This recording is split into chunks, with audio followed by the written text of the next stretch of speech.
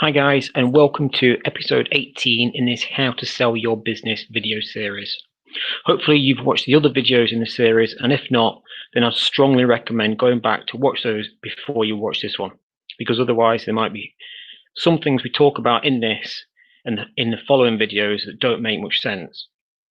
The purpose of this video is to take what you learn in the other videos and just expand on that, with more of a focus on creating a guaranteed route for you to sell your business. Now, what we're going to talk about can be used in just about any business, but what you'll start to see as we get into it is that the smaller the business is, the more valuable the information and the strategies that we talk about actually are in achieving that sale. So the first thing we're going to talk about in this video is who we are and how we got to doing what we're doing now.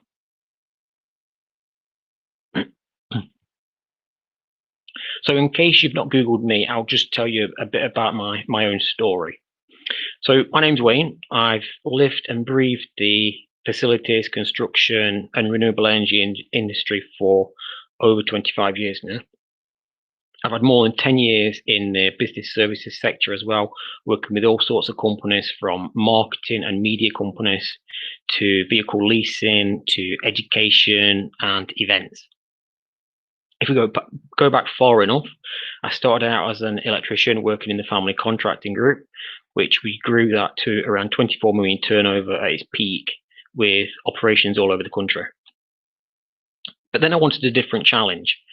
It was more of a personal challenge. I wanted to see if it was possible to do what we'd done in that earlier business and do it in a startup business instead.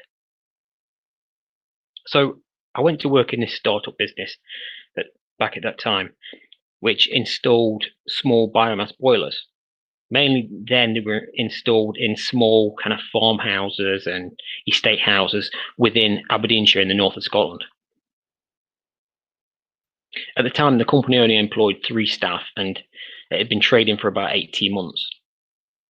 Now, one thing I learned about myself is that I like to rethink how a business does things, which can be a bit irritating for some people because I'm always trying to change things, even if the business is absolutely perfect. But that's what we did with this business. We completely changed the business model. We changed the type of clients, we changed the size of the project that the company was working on, and we massively grew what services the company was actually providing. Rather than taking a small biomass boiler off the shelf and installing it into someone's house, we created an off-site packaged boiler system with its own fuel source that we could use to heat any size of building, and it had relatively little or no disruption to the original existing building itself. So to do this, we ended up setting up our own manufacturing business. We built large biomass boiler systems along with the fuel system, and we put it all into 2 shipping containers that we welded together. Then we clad the shipping containers in wood or whatever material the client wanted it clad in, and then sent it to the site. This meant we could now provide boiler systems large enough to power large schools, care homes, office buildings, hotels, or just about any type of building that you can think of. Within 18 months, we were the biggest biomass company in the UK, over twice the size of the second largest. Now, you might see biomass companies everywhere using the same containerized solution now, but back then we were the first to do it. In fact, we probably should have patented the idea. Now, fast forward 10 years and everyone's doing them, but back then we were the only ones doing that. But we didn't stop there. Rather than relying on the client having the money to pay for such a large system, which would generally start at about 300,000 and for very large projects could go well over 1 million. But instead of putting that reliance on the client, we decided to finance it ourselves. We built the system, we installed the system, and then we maintained that system. But rather than being paid for the installation work, as you might normally expect, we were paid on how much energy the client used. This completely removed the need for the client to use their own money, which at the time, in the middle of the recession, most clients were cutting back on their spending anyway. Again, we were one of the first companies to do this across the wider industry, and I'm pretty sure we were the first small-scale energy company to do it. This surprised me a little bit, as it's how the main utility companies operate and have done for decades. They build the power lines, and you pay for every unit of electric that you use. So the model wasn't radically new, but it was new for the industry at that time. Now, additional to all of this going on, we found that we'd have big peaks and troughs where we'd really be really busy and needed the extra staff to build and then install the systems. But then there'd be a period when we didn't need any staff for maybe up to a month at a time. So to try and balance the workload for our engineers, we set up separate electrical and mechanical contracting divisions, as well as a maintenance side to the business. So we were now able to maintain other companies' boilers for them, as well as doing our own. But having that separate mechanical and electrical side meant that it gave us an extra route into clients that we might not otherwise have had. One of the last additions we made was we saw an opportunity. Rather than supplying a single property, we now had the capacity to service almost any size demand. So rather than offering a solution just for a single standalone business, we decided to create a solution that would feed multiple properties. So we'd have a single boiler supplying maybe 50 different properties. And again, rather than each property paying for that capital cost and maintenance of the boiler system, we installed meters into each property and then just invoiced every property for the energy that they used. We started this off with a few small housing estates. I think so, maybe 6 to 10 houses on each one. But then after we got that process right, we fixed any issues, we decided to expand on that to include entire business parks, large new housing estates with upwards of 200 properties. We had one project which included a motorway service station in Oxfordshire. There was a hotel, there was a large office block, and there was the main service station, all on the same site. So at this point, we were more than just a biomass company. We were more than just an electrical or a mechanical contractor. We'd transformed the business into a manufacturing company, an infrastructure services company, and even a utility company. From the time of me getting involved with this business to 2 years later, the company was unrecognizable to what it had been when I first got involved. We grew that business from around 180,000 in turnover up to 5.6 million, and from 3 staff up to employing 44 staff. And when I left, we had a sales pipeline of around 10 million. So after I'd proved myself that it could be done and what I was doing was repeatable, I decided to try it in different industries. And so I started with all types of businesses providing growth consultancy. And I did that along with a few other projects for about 6 years. But whilst this was all going on, I was approached by an investment bank. And I was asked whether I could introduce potential acquisitions to them, which is what I started to do. But I quickly realized that there wasn't actually that many deals around. You see, they had very strict criteria for the type of deals they were looking for. They were generally companies with at least 25 million in revenue, but ideally more than 100 million. So as I was going through this process of sourcing deals for them, I started to think that I could actually create the perfect deal by putting together a number of smaller companies myself. Those companies that wanted to sell, but didn't have access to those buyers themselves because they were too small. So that really leads me to where I am today.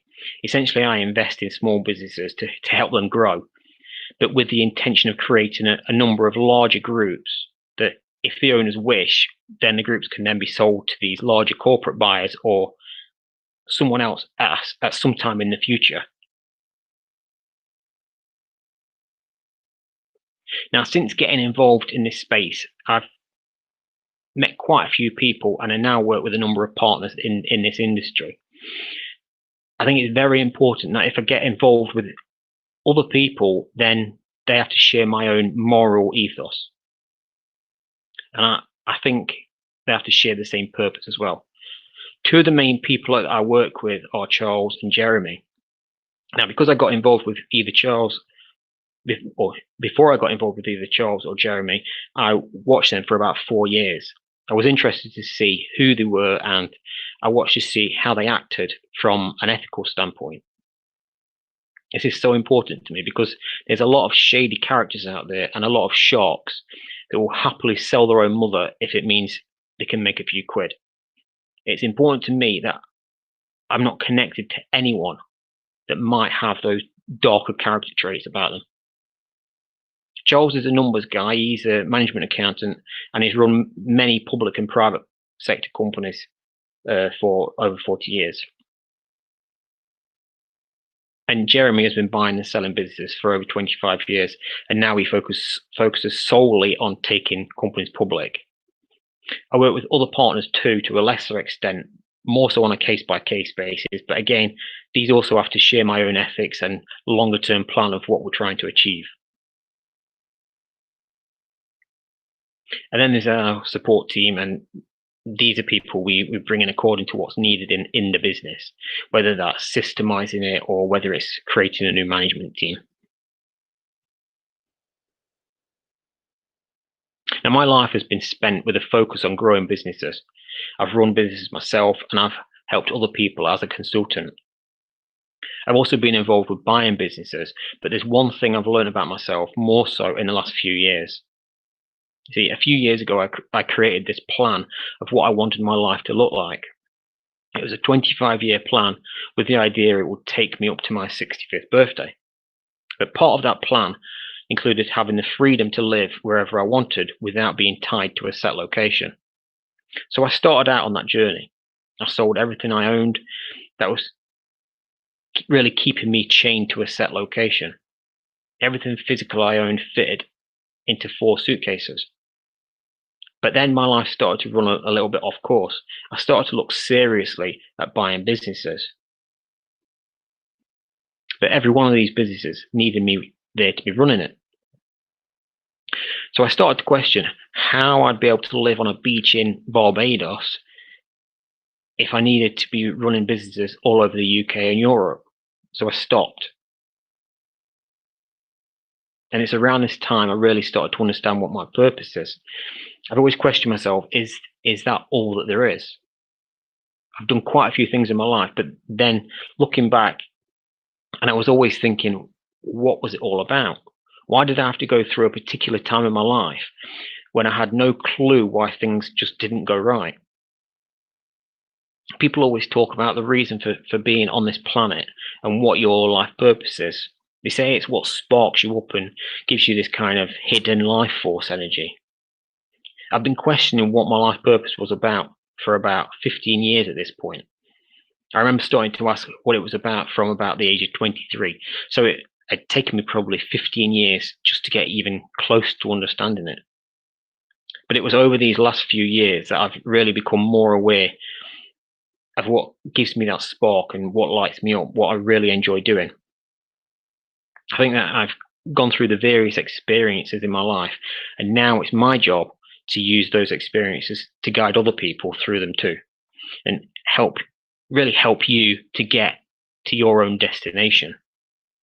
My life purpose was never to run someone else's business for them. It's instead just to show you the path.